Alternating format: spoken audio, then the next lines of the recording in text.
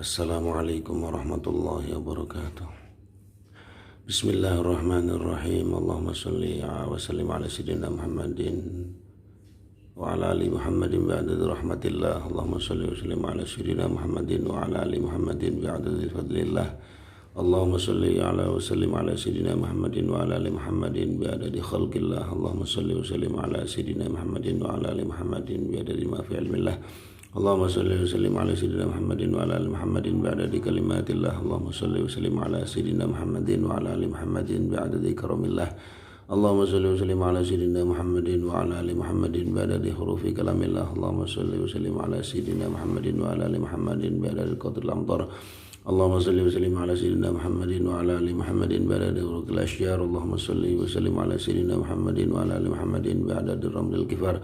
Allahumma salli wa sallim ala sayyidina Muhammadin wa ala ali Muhammadin bi'adadi al-khububi wa thimar. Allahumma salli wa sallim ala sayyidina Muhammadin wa ala ali Muhammadin bi'adadi ma adlama alaihi al-lailu wa ashraka alaihi an-nahar. Allahumma salli wa sallim ala sayyidina Muhammadin wa ala ali Muhammadin bi'adadi ma shalla alaihi. Allahumma salli wa sallim ala sayyidina Muhammadin wa ala ali Muhammadin bi'adadi ma lam yusalli alaihi. Allahumma salli wa sallim ala sayyidina Muhammadin wa ala ali Muhammadin bi'adadi anfasil khalaik. Allahumma salli wa sallim ala sayyidina Muhammadin wa ala ali Muhammadin bi'adadi nujumis samawati. Allahumma salli wa sallim ala sayyidina Muhammadin wa ala ali Muhammadin bi'adadi kulli syai'in fid dunya wal akhirah. Wa salawatullahi ta'ala wa malaikatihi wa anbiya'ihi wa rusulihi wa jami' khalqi ala sayyidil mursalin wa imamil muttaqin wa qaril ghuril muhajjalin wa syabil mudhibin sayyidina Muhammadin wa ala alihi ashabihi wa azwajihi wa dhurriyyatihi wa alaimatil maudin wal masyayikhil mutaqaddimin wal masyayikhil mutaqaddimin syuhada was salihin wa ahli ta'atika ajmain min halis samawati wa al ardin bi rahmatika ya arhamar rahimin wa ya akramal akramin. Alhamdulillahi rabbil alamin. Bismillahirrahmanirrahim.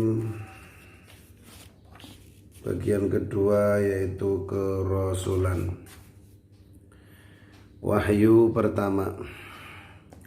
Abad ke-6 setelah menjadi babak baru bagi bangsa Arabia, di abad ini kaum Badui telah menciptakan saddle bagi unta-untanya sehingga memungkinkan untuk mengangkut beban lebih berat.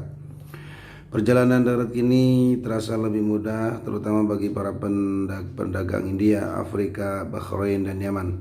Pedagang-pedagang ini mulai menggantikan kereta keledai mereka untuk unta. Hewan ini dianggap lebih cocok untuk mengamuk padang pasir karena mampu bertahan selama beberapa hari tanpa air. Baik dari atau yang ke Syria, kini tak perlu lagi menghindari negeri Arab yang tandus dan gersam. Saddle onta telah menjadi solusi terbaik para pedagang asing yang berjual beli barang mewah, tupa, rempah-rempah, gading, gandum, permata, kayu, kain obat-obatan. Mulai membawa karavan melewati rute yang lebih langsung ke Bizantium dan Suriah. Mereka bisa melewati padang stepa dengan mempekerjakan orang-orang Badui untuk mengawal barang dagangannya, mengarahkan unta-unta dan memandu mereka dari satu sumur ke sumur lainnya. Maka menjadi sebuah pemberhentian bagi karavan yang bergerak menuju ke utara ini. Kota itu dengan tepat berdiri di pusat tanah Hijaz, dan meskipun berdiri di atas batu keras yang membuatnya pertanian mustahil dikembangkan di sana, namun pemukiman dapat didirikan lantaran adanya sumber air bawah tanah yang disebut Zam-Zam. Dan pada abad ke-6 yang mengendalikan sumber air itu adalah suku Quraisy. Selama penggal pertama abad ke-6, suku Quraisy telah memulai mengiriman karavan mereka sendiri ke Syria dan Yaman. Secara perlahan mereka mulai memantapkan diri sebagai pedagang independen. Kendati meraih kesuksesan itu, mereka sadar bahwa posisinya sangatlah rentan. Karena pertanian mustahil di Mekah, mereka menyadarkan sepenuhnya pada jual beli segala kebutuhan sehari-hari. Jika ekonomi gagal, mereka akan mati kelaparan di atas tanah batu itu. Setiap orang kini terlibat dalam perdagangan, baik sebagai bankir, pemodal, atau pedagang. Untuk itulah penduduk Mekah harus menjadi masyarakat yang cinta damai. Hal ini disadari betul oleh penduduk Mekah karena jenis peperangan yang mewabah di padang stepa akan membuat perdagangan mustahil dilakukan. maka harus menjadi tempat berkumpulnya pedagang dari suku manapun tanpa takut akan diserang. Maka suku Quraisy dengan telak menolak akan untuk terlibat dalam perang kesukuan. Mereka terus mempertahankan posisi netral. Mereka sedikit demi sedikit mulai meraih kesuksesan. Kota yang dulunya seolah tak akan pernah bergeliat itu mulai menampakkan diri. Selama ini Ka'bah dan Zam-Zam telah menjadi pesona menarik dari sisi agama, kini ditambah kesuksesan dalam dunia perdagangan. Dahulu kala para pengunjung mungkin datang ke kota ini sekedar untuk melaksanakan berhaji, kini mereka bisa sambil berdagang. Lambat laun Mekah mulai menerapkan strategi yang lebih jitu. Melihat masyarakat Arab yang mayoritas Badui dan menyembah berhala, para pengunjung diberi kelonggaran untuk meletakkan berhala-berhala sembahan terbesar mereka di Ka'bah. Hal ini dilakukan agar suku-suku di luar terlalu merasa tergantung dengan Mekah. Strategi ini cukup efektif dan dalam tempo waktu yang sangat singkat beberapa berhala telah berada di sana. Perdagangan dan agama dengan demikian terkait erat di Mekah. Kota itu juga berada dalam posisi yang sulit dijangkau oleh kekuatan-kekuatan besar baik Bizantium maupun Persia. Dunia berjalan melewati Mekah, namun tidak tinggal cukup lama untuk ikut campur tangan. Orang Arab mampu mengembangkan kepercayaan mereka sendiri, menafsirkan pengetahuan dan keahlian negara tetangga sekehendak sendiri. Mereka tidak ditekan untuk berpindah agama asing atau tunduk terhadap suatu ajaran. Keterpisahan dari kekuatan-kekuatan besar membuat ekonomi Mekah tidak terganggu oleh kemunduran peruntungan mereka. Bahkan suku Quraisy bisa mengambil manfaat dari itu. Pada saat kelahiran Nabi Muhammad SAW, Persia dan Bizantium terlibat dalam serangkaian pertikaian sengit. Akhirnya peperangan ini melemahkan dua kekaisaran besar itu, Syria dan Mesopotamia atau Irak, menjadi ladang pertempuran dan banyak rute perdagangan ditutup. Mekah mampu mengambil kendali atas semua perdagangan antara utara dan selatan. Suku Quraisy menjadi semakin kuat, namun sebagian merasa bahwa mereka harus membayar harga yang terlalu tinggi untuk keberhasilan itu. Menjelang akhir abad ke-6, kota Mekah berada dalam krisis spiritual dan moral. Ekonomi pasar yang tergantung pada persaingan tanpa ampun, berkerakusan dan usaha pribadi telah mencabik kehidupan masyarakatnya. Keluarga-keluarga kini saling cemburu pada kekayaan keluarga lain. Klan yang kurang berhasil merasa sedang menemui jalan buntu dan klan yang sukses tak pernah ambil peduli. Mereka bukan hanya mengabaikan nestapa anggota-anggota suku yang lebih miskin, melainkan juga menyalahgunakan hak-hak anak yatim dan para janda. Orang-orang Mekah menjadi pelit, tetapi mereka menyebut ini adalah kepekaan bisnis yang cerdik. Yang kaya semakin kaya, sementara yang kalah bersaing merasa makin kehilangan arah. Keadaan ini makin diperparah dengan kondisi keagamaan mereka. Allah memang masih dihormati mereka sebagai Tuhan Ka'bah, namun dia telah menjadi figur yang begitu jauh dan pengaruhnya sangat kecil dalam kehidupan sehari-hari. Setiap orang tahu bahwa Allah telah menciptakan dunia, menggerakkan muasal manusia di dalam rahim dan memberi tujuan.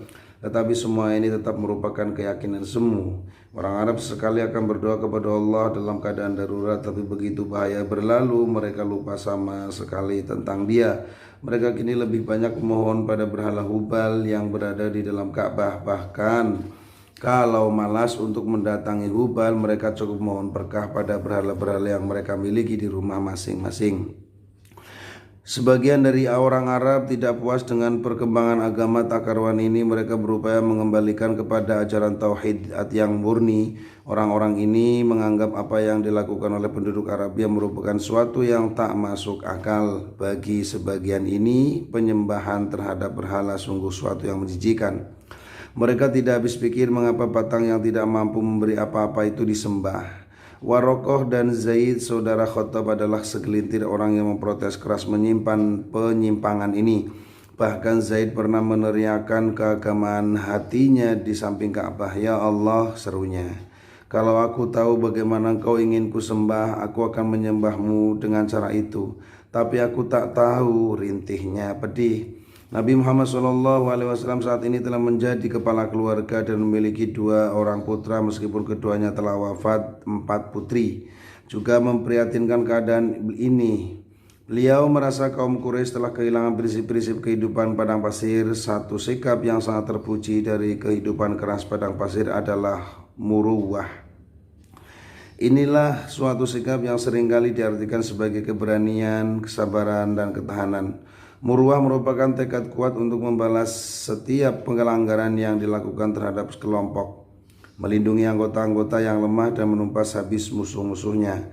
Di atas semua itu, anggota suku harus bersikap dermawan, mau membagi ternak dan makanan. Hidup di padang setapak akan menjadi mustahil jika orang dengan egois mengumpulkan kekayaan, sementara orang lain dibiarkan kelaparan. Jika ada yang culas di hari-hari baik, tentu tidak akan ada yang mau menolong ketika susah nanti.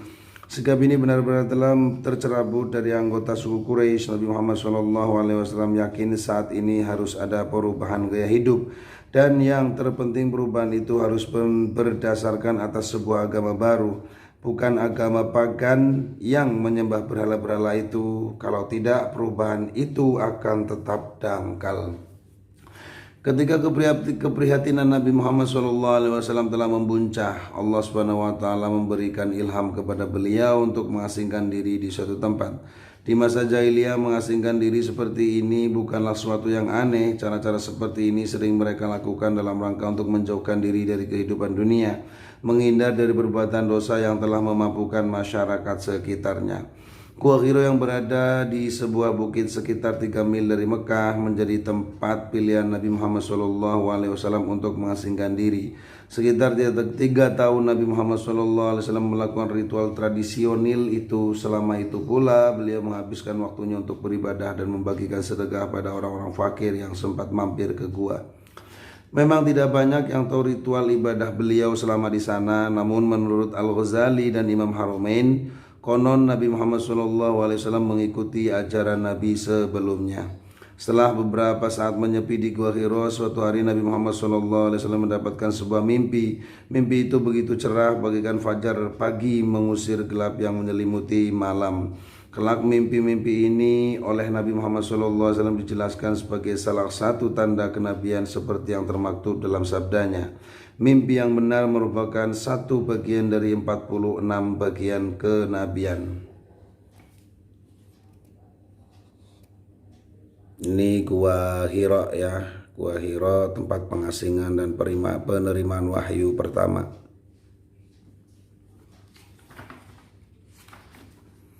Tiga tahun sudah Nabi Muhammad SAW mengasingkan diri di Gua Hiro. Pada bulan Februari sekitar tahun 610 Masehi, kekhusyuan ibadahnya buyar dengan kehadiran sosok tak dikenalnya. Bulan Ramadan yang biasanya begitu tenang untuk melakukan berbagai ritual ibadah kini telah berubah. Sosok yang muncul dengan begitu tiba-tiba membuat beliau merasa ngeri. Ketenangannya seketika itu sirna berganti dengan rasa ngeri. Hati Nabi Muhammad SAW seolah telah digerogoti dan digerayangi oleh ketakutan.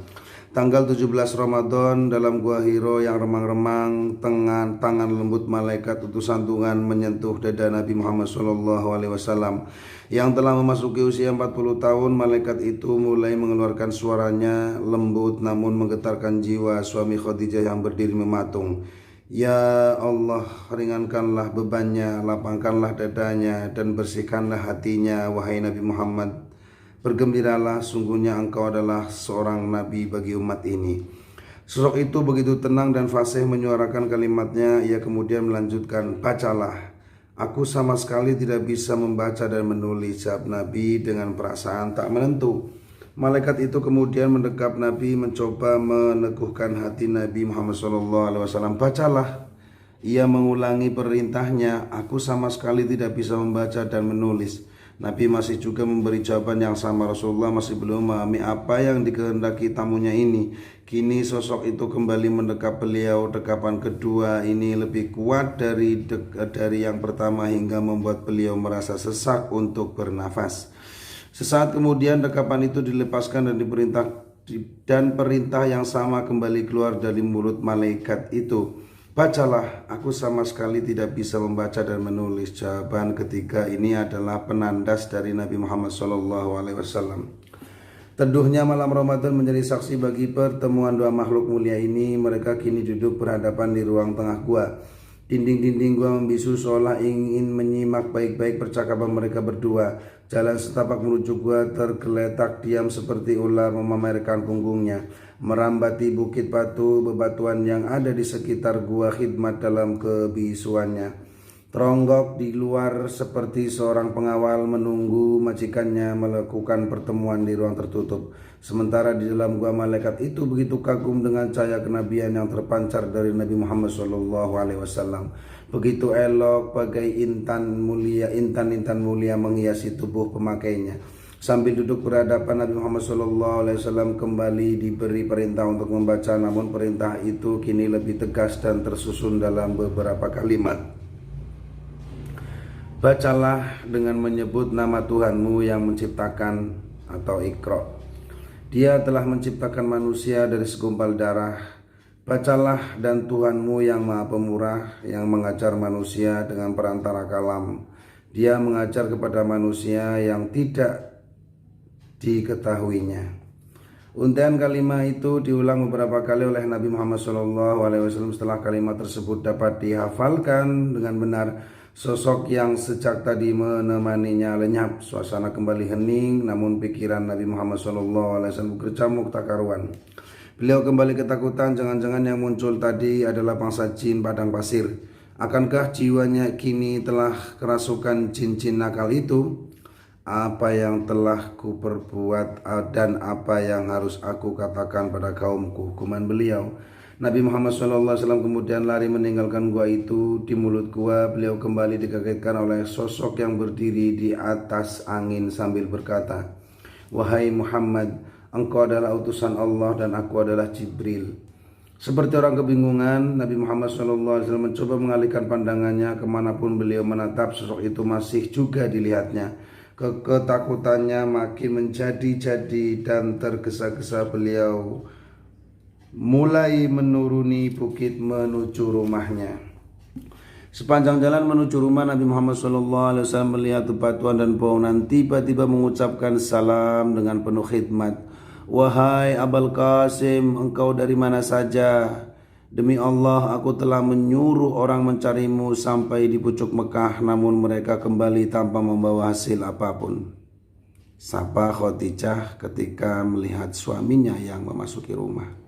Selimutilah aku, aku gemetar ini hilang, agar gemetar ini hilang. Selimutilah aku agar gemetar ini hilang. Perintah Nabi ketika melihat istrinya yang nampak khawatir menunggu kedatangannya. Tanpa menunggu perintah lagi, Khadijah segera mengayunkan kedua kakinya mengambil selimut. Khadijah mengurungkan semua pertanyaannya. Ia lantas mendekati suaminya yang begitu ketakutan itu. Diselimutinya tubuh baginda Nabi dan ditemani dengan penuh ketulusan. Tak lama kemudian Nabi berangsur-angsur tenang, dan dengan santun Khadijah mohon agar suaminya ia berkenan menceritakan kejadian yang membuatnya nampak ketakutan. Dengan penuh perhatian Khadijah mendengarkan penuturan suaminya. "Sungguh aku sangat mengkhawatirkan keadaanku." Nabi Muhammad SAW mengakhiri ceritanya. Mendengar hal itu, Khadijah mencoba menghibur Nabi dengan tutur lembut kata-katanya. "Jangan takut, Allah tidak akan merendahkanmu. Sesungguhnya engkau menyambung hubungan keluarga atau silaturahim, menafkahi kerabat dan membantu orang-orang yang tidak mampu, memberikan jamuan pada tamu, serta menolong orang-orang yang tertimpa musibah. Allah tidak akan mengizinkan setan untuk mengganggumu. Mereka tidak akan membuatmu tenggelam dalam kekhayalan. Tidak bisa diingkari lagi, Allah SWT telah memilih engkau untuk memberi petunjuk pada kaummu." Sedikit banyak kata-kata itu kembali memantik semangat hidup Nabi Muhammad SAW. Untuk mengukuhkan kata-katanya, Khadijah mengajak suaminya itu menemui Waraqah bin Nufail, salah satu putra pamannya yang beragama Nasrani yang pernah menulis Injil dalam bahasa Ibrani. Saat itu Warokoh telah berusia lanjut dan buta kedua matanya. Khadijah berkata kepadanya, "Wahai putra pamanku, dengarkanlah perkataan putra saudara laki-lakimu. Wahai putra saudara laki-lakiku, apa yang kamu lihat?" Sahut Warokoh. Di hadapan lelaki tua ini, Nabi Muhammad SAW menceritakan semua peristiwa di Gua Hiro yang membuatnya gelisah tak menentu. Semua dituturkan secara terinci agar Warokoh bisa memahami secara utuh. Mendengar cerita tersebut, Warokoh berkata, "Yang kamu lihat itu adalah malaikat Jibril. Ingin rasanya aku menjadi seorang pemuda perkasa saat engkau diusir oleh kaummu. Mereka akan menyulut api permusuhan padamu karena engkau menyeru untuk meninggalkan ajaran nenek moyangnya." Pernyataan Warokoh menyentak ketidakpercayaan Nabi Muhammad SAW dengan penuh keheranan. Putra Aminah itu bertanya kepadanya, "Benarkah mereka akan mengusirku?" Warokoh menjawab secara tegas, "Tidak ada seorang pun yang membawa ajaran seperti kamu bawa ini, melainkan ia akan dimusuhi." Peristiwa di Gua Hiro menjadi catatan baru bagi sejarah dunia. Hari itu tanggal 17 Ramadan, Nabi Muhammad SAW putra Aminah telah mendapatkan wahyu pertama sekaligus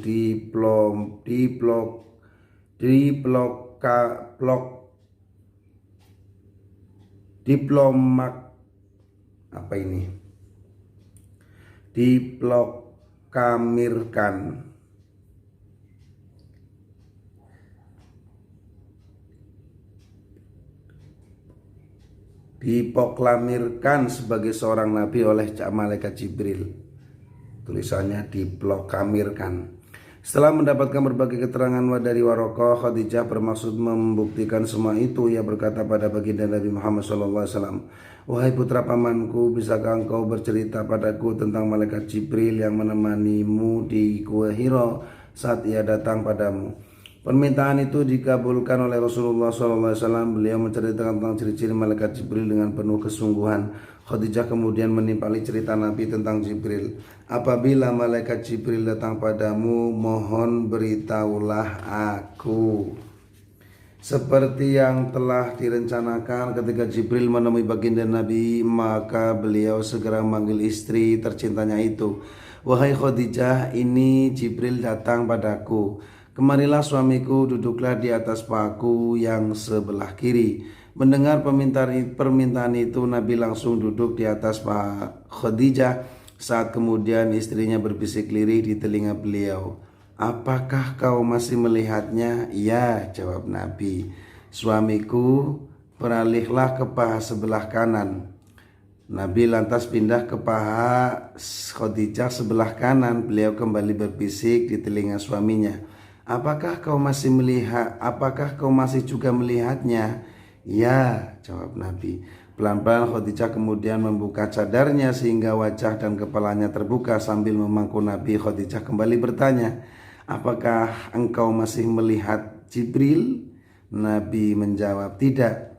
Kini Khadijah yakin bahwa sosok yang menemui suaminya itu adalah Jibril. Dengan gembiranya beliau berkata pada Rasulullah, "Teguhkanlah dirimu, wahai putra pamanku, dan berbahagialah demi Allah, sungguhnya yang datang kepadamu adalah malaikat, bukan syaitan." Jadi ini setengah kalimat Sayyidah Khadijah ini mengetes bahwa malaikat Jibril betul atau tidaknya yang mendatangi Rasulullah adalah malaikat Jibril. Maka dia mengetes keberadaan atau kehadiran malaikat Jibril dengan pertama memangku